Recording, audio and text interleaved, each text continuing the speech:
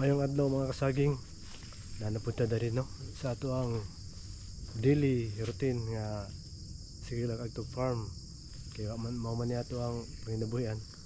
So behind na kita sa herbicide grabe na jud nga bagnot oh.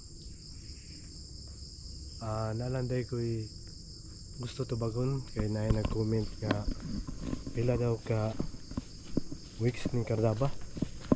So ako ang tubagon ni iyang pangutana kining marking na for example kini 519.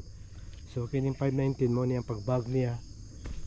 So ang pag harvest niya gikan na pitsaha maghiya pa og 16 weeks. So equivalent to 4 months.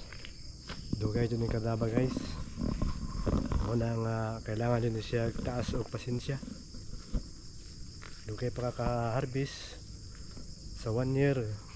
Pagtaod pa jud. So muna nga katong mga gusto mo sulay dia la panulay mo.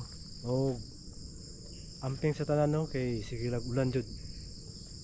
Grabe diri sa mua taas ang tubig sa sapa na porsyon lang. Sige, salamat.